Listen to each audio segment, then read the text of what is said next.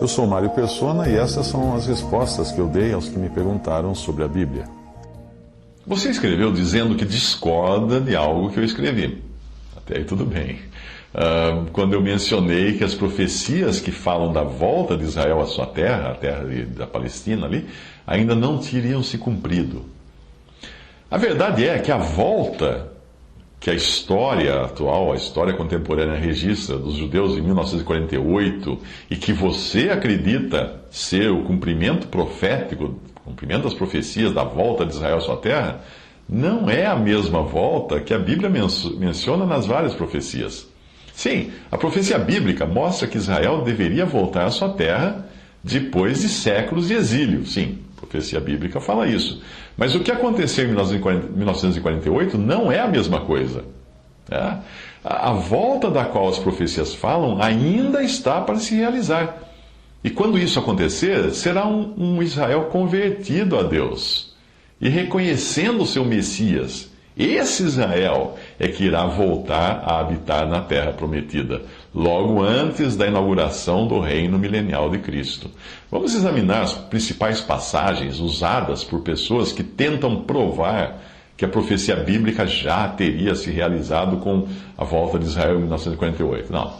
Amós 9, de 14 a 15, diz o seguinte: E trarei do cativeiro o meu povo Israel, e eles reedificarão as cidades assoladas, e nelas habitarão, e plantarão vinhas, beberão seu vinho, e farão pomares, e lhes comerão o fruto, e plantá-lo-eis na sua terra, e não serão mais arrancados da sua terra que lhes dei, diz o Senhor teu Deus. Não é preciso analisar muito o contexto para percebermos que o que vemos em Israel hoje não é o cumprimento da profecia. Repare isso, nos versículos anteriores, o que eles dizem: Porque eis que darei ordem e sacudirei a casa de Israel entre todas as nações, assim como se sacode o grão no crivo, sem que caia na terra um só grão. Todos os pecadores do meu povo morrerão à espada, os que dizem, não nos alcançará, nem nos encontrará o mal. Naquele dia tornarei a levantar o tabernáculo caído de Davi, e repararei as suas brechas, e tornarei a levantar as suas ruínas, e o edificarei como nos dias da antiguidade. Amós 9, de 9 a 11. Repare na frase, todos os pecadores do meu povo morrerão à espada.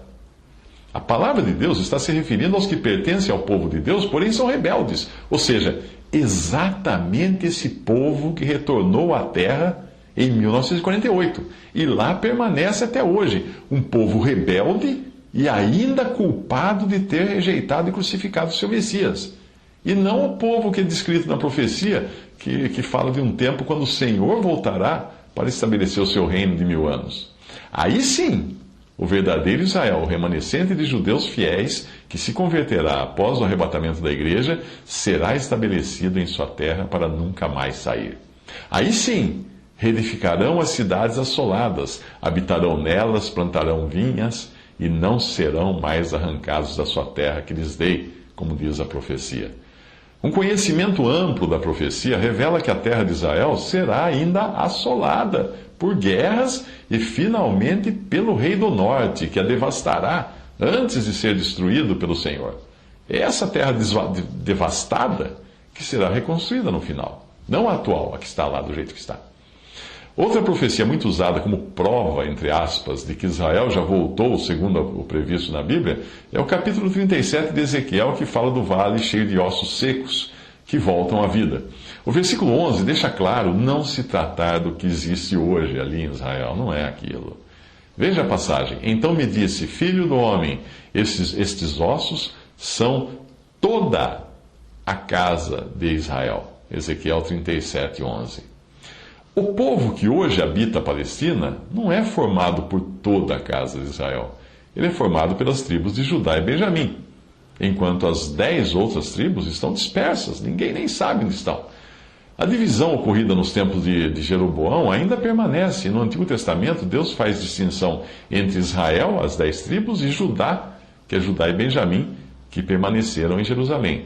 O capítulo 37 fala de toda a casa de Israel. E certamente não é o povo completo que nós vemos hoje na Palestina. Não está lá toda a casa de Israel.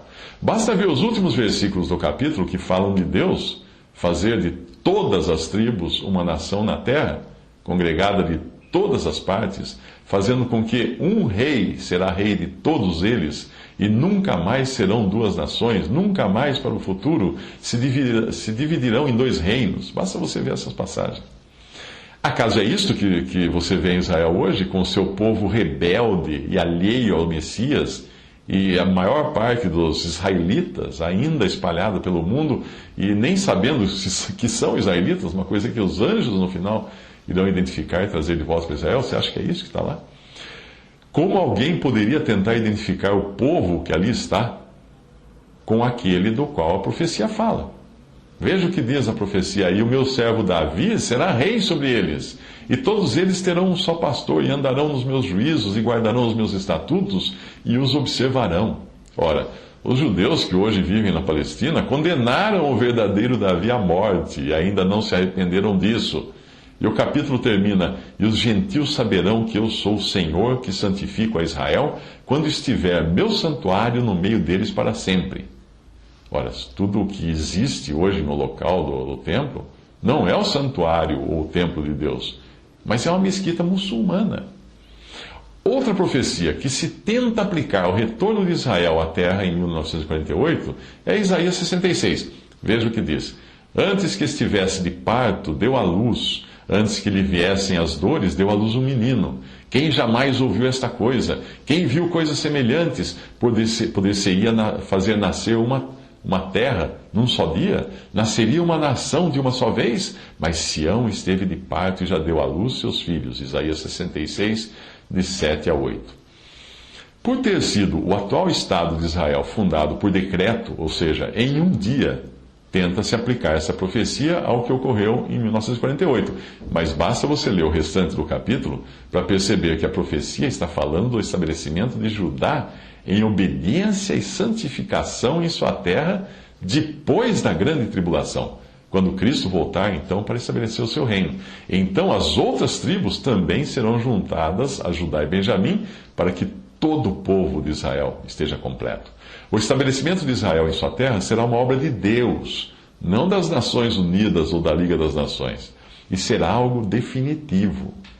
Como poderia o povo que agora vive na Palestina achar que foi colocado ali pela mão do Messias, que eles próprios rejeitaram?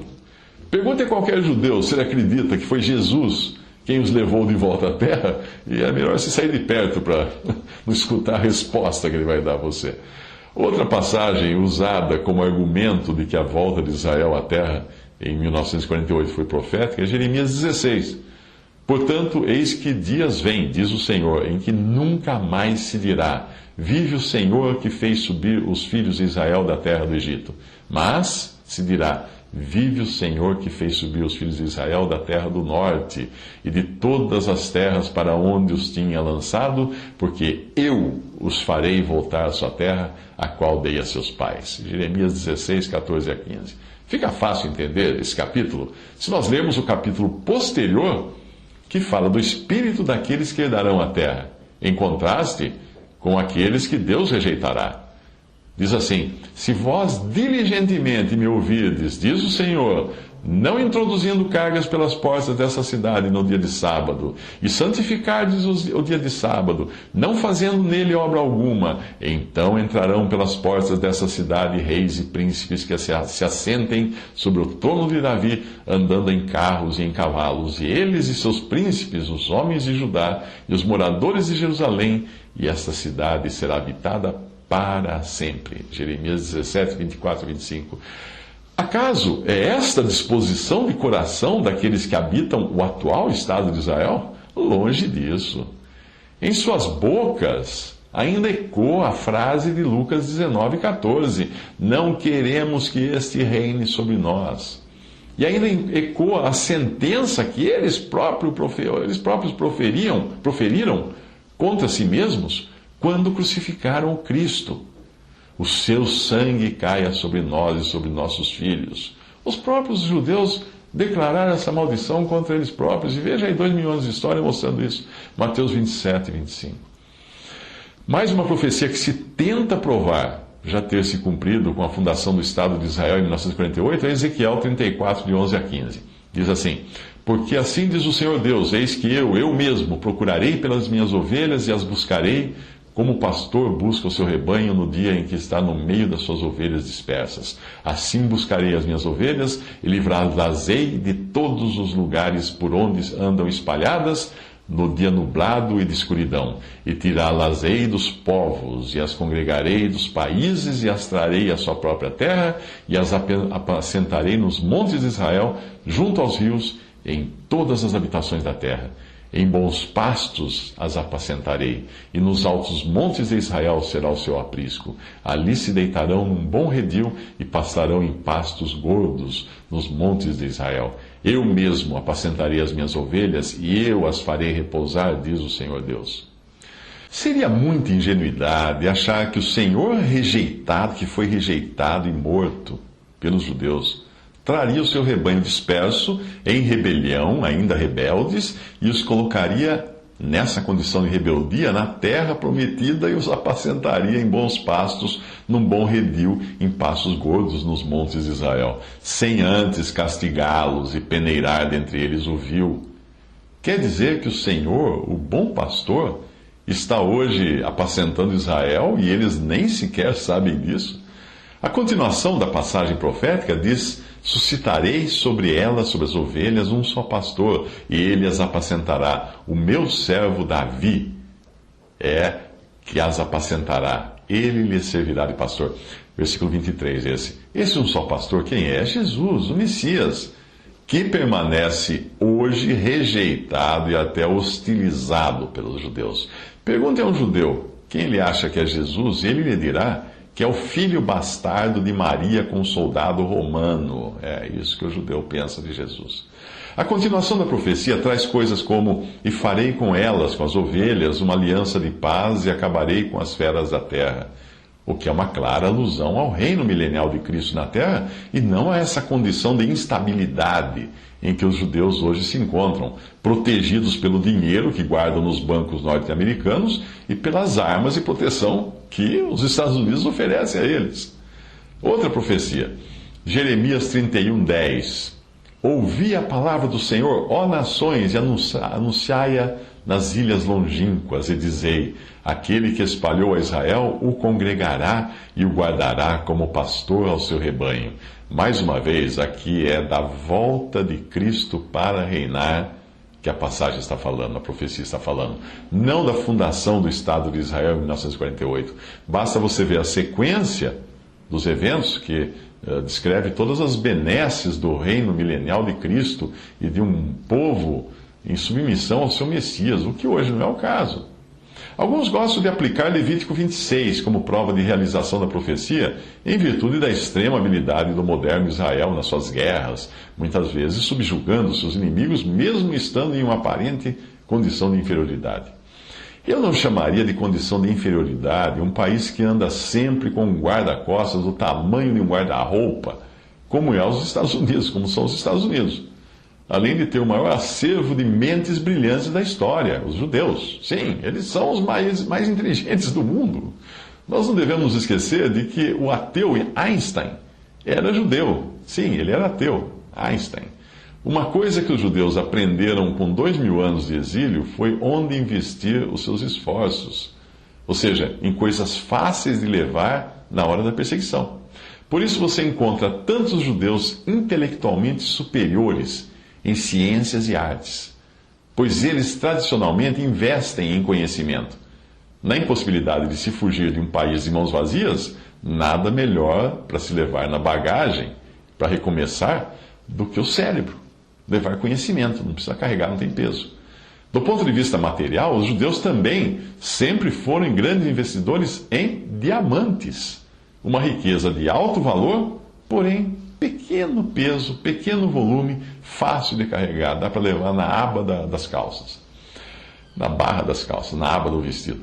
Mas vamos à profecia de Levíticos 26, que muitos dizem ter se concretizado nas guerras travadas por Israel para conquistar seus territórios depois de 1948. A profecia diz: E perseguireis os vossos inimigos e cairão a espada diante de vós, 5 de vós perseguirão 100 deles, e 100 de vós perseguirão a 10.000, e os vossos inimigos cairão a espada diante de vós. Levítico 26, 7 a 8. Os judeus gostam muito dessa passagem. O que aqueles que usam esta passagem não percebem é que antes Deus estabelece as condições para Israel ter toda essa destreza na batalha. E a batalha vem de Deus, não das habilidades naturais dele. Veja as condições. Condicional, se andardes nos meus estatutos e guardardes os meus mandamentos e os cumprirdes, então eu vos darei as chuvas a seu tempo, e a terra dará a sua colheita, e a árvore do campo dará o seu fruto, e a debulha se vos chegará a vindima, e a vindima se chegará à sementeira, e comereis o vosso pão a fartar, e habitareis seguros na vossa terra. Também, também darei paz na terra e dormireis seguros, e não haverá quem vos espante, e farei cessar os animais nocivos da terra, pela vossa terra não passará espada. Levítico 26, de 3 a 6. O leitor sincero logo perceberá que 5 de vós perseguirão a 100 deles é algo sobrenatural e decorre da obediência aos mandamentos de Deus, o que não é absolutamente o caso dos judeus atuais. A passagem também deixa claro que está falando do período que precede imediatamente o estabelecimento do reino milenial de Cristo, quando Deus fará cessar os animais nocivos da terra e esta nunca mais será atacada. Finalmente, outra passagem usada pelos simpatizantes da ideia da profecia ter se cumprido em 1948 é Deuteronômio 30, de versículos 3 a 5, que fala da prosperidade de Israel. Então o Senhor teu Deus te fará voltar do teu cativeiro e se compadecerá de ti e tornará a juntar-te dentre todas as nações entre as quais se espalhou o Senhor teu Deus. Ainda que os teus desterrados estejam na extremidade do céu, desde ali te ajuntará o Senhor teu Deus, e te tomará dali. E o Senhor teu Deus te trará a terra que teus pais possuíram, e a possuirás, e te fará bem, e te multiplicará mais do que a teus pais.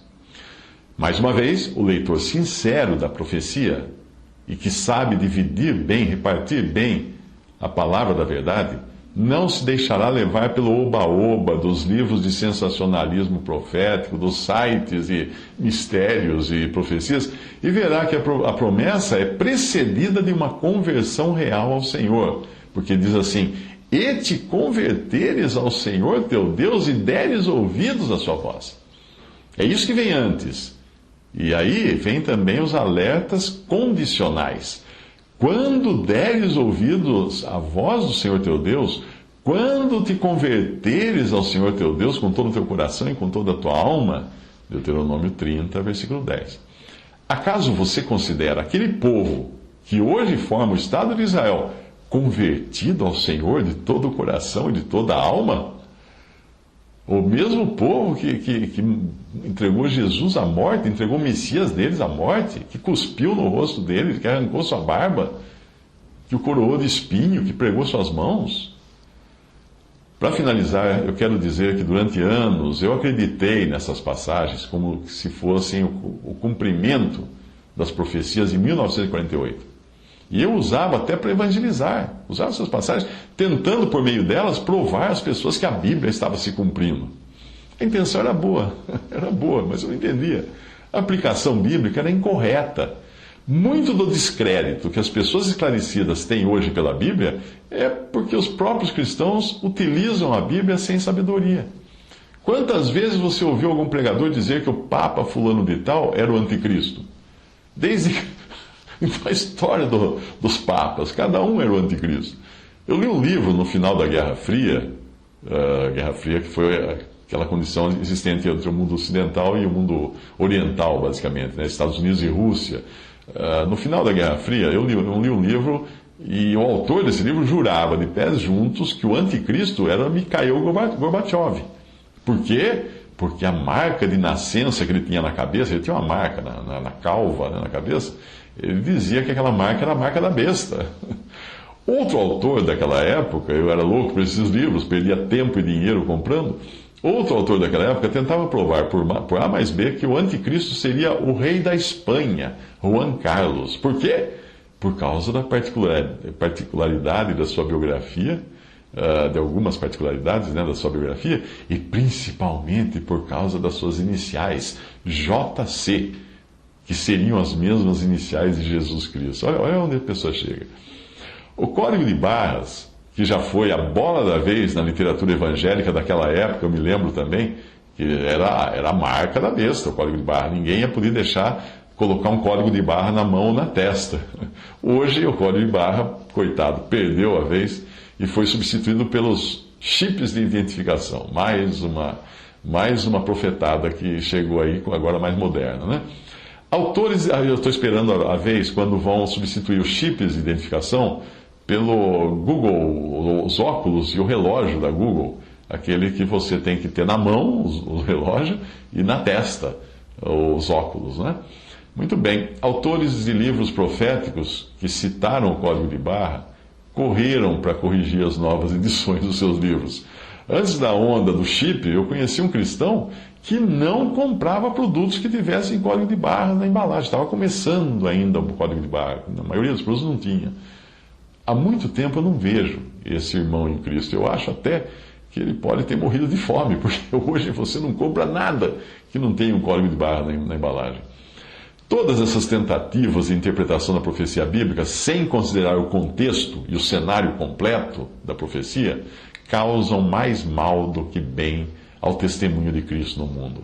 Como eu disse, eu também errei muito nesse sentido. Mas depois eu vim a perceber que as previsões sobre a fundação do Estado de Israel em 1948 não se encaixavam quando a profecia era compreendida como um todo, em todo o seu contexto, e não por meio de versículos isolados, tirados do contexto. A população que hoje forma o Estado de Israel será dizimada, e restará dela, sobrará ali, apenas 1/3 daquela população que existe lá. Esse 1/3 é que vai se converter a Deus. Isto sim é profético, e ainda vai acontecer. Está em Zacarias 13, de 8 a 9, diz assim: em toda a terra, diz o Senhor, as 2 partes dela serão exterminadas e expirarão, mas a terceira parte restará nela. E farei passar esta terceira parte pelo fogo, e a purificarei como se purifica a prata, e a provarei como se prova o ouro. Ela invocará o meu nome, e eu a ouvirei e direi, é meu povo. E ela dirá, o Senhor é meu Deus. Se você quiser compreender a profecia bíblica corretamente, comece por entender que o relógio profético parou após a morte e ressurreição de Cristo e antes da fundação da igreja em Atos 2, cumprindo-se ali, na fundação da igreja, Joel 2, 16 a 17, mas em parte, não totalmente ainda. Tudo o que se vê hoje não foi previsto pelos profetas do Antigo Testamento, porque a atual dispensação da graça de Deus era um mistério que só seria revelado a Paulo, séculos mais tarde. O relógio profético voltará a bater quando a Bíblia for arrebatada, o que acontecerá com a concomitante saída do Espírito Santo da terra. Mas uma coisa a mais você deve saber: você não entenderá essas coisas, não entenderá a profecia, não saberá encaixar cada coisa no seu devido lugar, se não entender que a igreja não é Israel. Igreja não é a continuação de Israel. A igreja é um povo celestial em contraste com o povo terrenal de Deus, que é Israel. E cada um tem as suas promessas, a sua esperança e o seu lugar no futuro.